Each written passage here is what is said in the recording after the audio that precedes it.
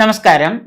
1202 ആണ്ട് ചിങ്ങമാസം 1 മുതൽ 1202 കർക്കിടക മാസം 31 അതായത് 2026 ഓഗസ്റ്റ് 17 മുതൽ 2027 ഓഗസ്റ്റ് 17 വരെയുള്ള ഒരു വർഷക്കാലം 12 മാസക്കാലത്തെ ഗുണദോഷ സമ്മിശ്ര ഫലങ്ങൾ എന്തൊക്കെയാണെന്ന് നമുക്ക് നോക്കാം. ചിങ്ങൻ രാശിയിൽപ്പെട്ട നക്ഷത്രക്കാർക്ക് വ്യാഴം 12-ലും 1 ഭാവത്തിലും ശനി 8-9 ഭാവങ്ങളിലും രാഹു 7-6 ഭാവത്തിലും സഞ്ചരിക്കുന്ന വർഷമാണ് 1202 ആണ്ട് ചിങ്ങമാസം മുതൽ 1202 ആണ്ട് കർക്കിടക മാസം 31 വരെ.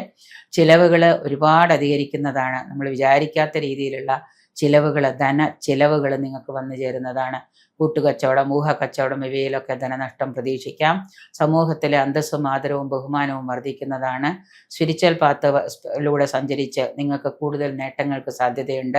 വസ്തു, വാഹനം ഇവയൊക്കെ വാങ്ങാനായിട്ട് യോഗം കാണുന്നു.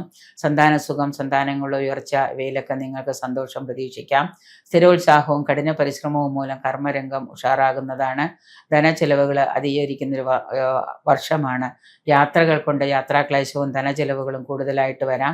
കുടുംബത്തിൽ ഭിന്ന അഭിപ്രായങ്ങൾ ഉണ്ടാകാതെ സൂക്ഷിക്കണം. ഭിന്ന അഭിപ്രായങ്ങളും വഴക്കും പ്രശ്നങ്ങളും ഭർത്താവുമായിട്ടും മക്കളുമായിട്ടും പങ്കാളികളുമായിട്ടും ഒക്കെ വഴക്ക് ഉണ്ടാവാതെയും കലഹങ്ങൾ ഉണ്ടാവാതിരിക്കാനൊക്കെ പ്രത്യേകം ശ്രദ്ധിക്കുക. സംസാരം അസ്ഥാനത്താകാതിരിക്കാനും നിങ്ങൾ സംസാരിച്ചത് വഴക്കിലേക്കൊക്കെ എത്തിക്കാതിരിക്കാൻ, വാക്കുതർക്കങ്ങളിലൊക്കെ പെടാതിരിക്കാൻ പ്രത്യേകം ശ്രദ്ധിക്കുക.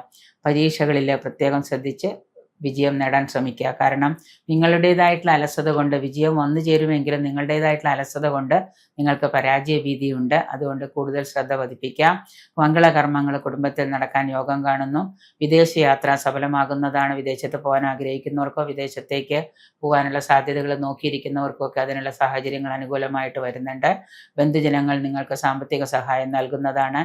കലാകായിക രംഗത്തും സിനിമാ നാടക രംഗത്തും പ്രവർത്തിക്കുന്നവർക്ക് സമൂഹത്തിൽ ഉന്നത സ്ഥാന പദവിയും അംഗീകാരവും പ്രശസ്തിയൊക്കെ ലഭ്യമാകുന്നതാണ്. വർഷാവസാനം ചെലവ് വർദ്ധിച്ചാലും സാമ്പത്തികമായിട്ട് പ്രതിസന്ധികളൊക്കെ ഉണ്ടെങ്കിലും നിങ്ങളുടെ കാര്യങ്ങളെല്ലാം ഒരുവിധം നടന്നു പോകുന്ന ഒരു വർഷമാണ്.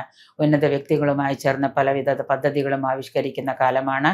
വ്യാഴാഴ്ച ദിവസം നരസിംഹമൂർത്തിയുടെ ക്ഷേത്രത്തിൽ ദർശനം നടത്തി കൃഷ്ണന് ഭാഗ്യസൂക്ത പുഷ്പാഞ്ജലി ചെയ്ത് അതുപോലെ തന്നെ ആയില്യത്തിന് നിങ്ങൾക്ക് ആയില്യപൂജ, നാഗങ്ങൾക്ക് ആയില്യപൂജ നടത്തുന്നതും ദോഷഫലങ്ങൾ കുറയുന്നതിനും ഗുണാനുഭവങ്ങൾ കൂടുന്നതിനും ഉത്തമമായിരിക്കും.